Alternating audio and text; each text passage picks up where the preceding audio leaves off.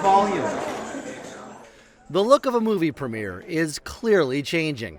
This was the unusual, if not unprecedented, scene in San Francisco recently as the virtual reality film Viva la Evolución premiered.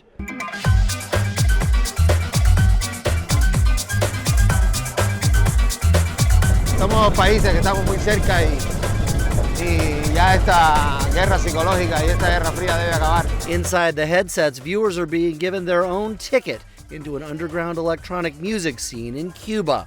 Attending such a rave would not only be impossible for most, until recently it could have landed you in a Cuban prison. So Cuba was an especially interesting case.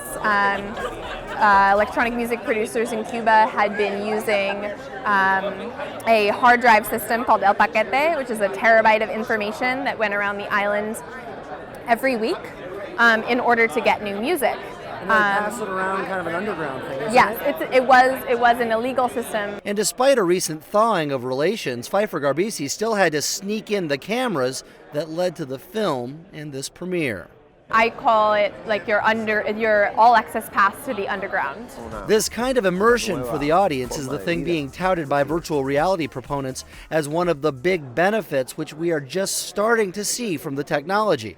It's the closest we've ever come to being able to walk in someone else's shoes. I think being able to see somebody else's perspective or be in a world that you're not normally exposed to allows better empathy in reality and better compassion. And so I think those stories allow for people to connect in a different way in the world. Una evolución global. This was a trip to a somewhat closed-off Cuba and into a music world many of us would likely never experience in our own cities. That's what happened for these people. They're kind of like peanut butter and jelly. Like VR and electronic music go hand in hand, and to be able to go into an underground scene and really feel like you're there, that's really not accessible to that many people, is a special experience. Did it feel like you were there? Yeah, it was pretty cool. I'm really excited for when the resolution gets better for the VR, because I think it'll make it even more real. But yeah, I think it's so trippy. The look of the audience is also a little trippy, but as VR grows, longer form, bigger budget films could make scenes like this the rule instead of the exception. In San Francisco, George Sells for Mant VR.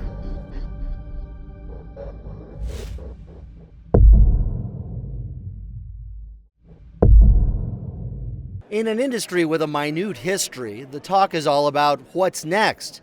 Many of virtual reality's best and brightest came together in the Bay Area recently at Oculus Connect, still dizzied from the pace at which virtual reality is growing. It's been an amazing ride so far. Martin Durand is Chief Creative Officer for Forcefield, the company that made, among other things, some of the popular editions of the Halo video game.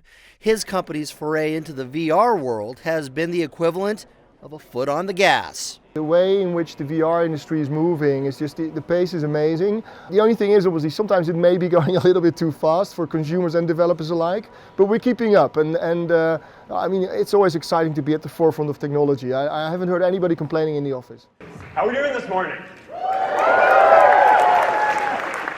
No matter the size of the office, Mark Zuckerberg, founder of industry giant Facebook, went all in when his company bought Oculus for $2 billion. And looking toward the future, he told the audience, it's now. We have a lot more folks investing in virtual reality, not just in this community, but we have Samsung investing in virtual reality, we have Valve and HTC investing in virtual reality, now we have Google and others. So this is really happening, and we have a lot to be excited about.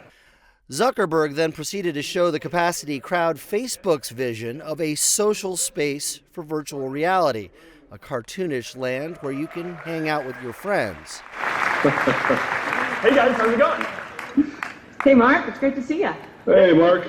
You guys too. You know, your avatars look a lot better than the last time that you showed me.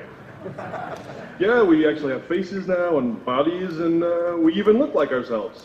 That's one heck of a job. While the word social came up repeatedly here, with various people almost reflexively answering critics' charges that virtual reality is too isolating, a few didn't feel the need to explain the apparent singularity of this away. I understand the fear of being in a box. But I think when you go to the movies, it's not a social experience. It's the moments before and after when you discuss it that's social. And I think there's going to be more social added into VR that we can't even imagine. And in a space where gaming seems to be the focus, there were some interesting statistics. Oculus says a full half of the virtual reality users on its platform are passive users, watchers of videos, not gamers. And some here believe the true calling of VR down the road may be in those video experiences. It's an easy to understand use case for VR. I think we've already proven that it's really effective in pulling on heartstrings, fighting donor fatigue. We can leverage it to really create perception change, behavior change. It's an industry about change, a potentially disruptive force analyzing its future before it's really had time to develop much of a past. In San Jose, California, George Sells for MANT VR.